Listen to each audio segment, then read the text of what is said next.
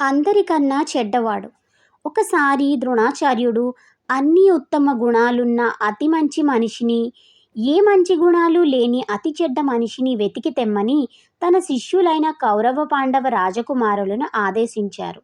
ముందుగా దుష్టబుద్ధిగల యువరాజు దుర్యోధనుడు అతి మంచి మనిషిని వెతకడానికి బయలుదేరాడు. వెళ్ళిన ప్రతి చోట, కలిసిన ప్రతి మనిషిలో అతడు ఏదో ఒక చెడ్డ గుణం చూశాడు. తన తల్లిదండ్రులతో సహా దోషము లేనటువంటి వారు ఎవరూ అతనికి కనిపించలేదు.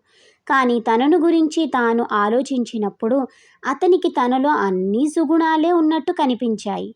వెంటనే ద్రోణాచార్యుడి దగ్గరికి పోయి, గురుజీ, ప్రతి ఒక్కరిలో ఏదో ఒక దోషం ఉంది, కానీ ప్రపంచంలో అందరికన్నా నేనే అతి మంచివాడిని అని తెలియజేశారు.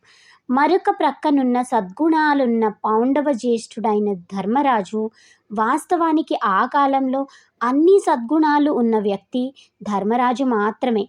అయినా ప్రపంచంలో అతి చెడ్డ మనిషి తాను మాత్రమేనని ఒక నిర్ణయానికి వచ్చి, ధర్మరాజు తనలో ఉన్న దోషాలను ఎదుటివారిలో ఉన్న మంచి గుణాలను చూడగలిగాడు. తన వినయ విధేయతల కారణంగా, తన నిజాయితీ కారణంగానే అతను అలాంటి నిర్ణయానికి వచ్చాడు. ధర్మరాజు ద్రోణాచార్యుల వారి వద్దకు వచ్చి గురువుగారికి నమస్కరించి, ఈ ప్రపంచంలో అందరికన్నా చెడ్డవాడిని నేనే అని తనకు తనే తెలియజేసుకున్నాడు. ధర్మరాజు మాటలు విన్న ద్రోణాచార్యులు ఎంతో సంతోషించారు. ఆ మాటలు విన్న దుర్యోధనుడు తలదించుకున్నాడు. మీకు ఈ కథ నచ్చినట్లయితే please like and subscribe. Thank you.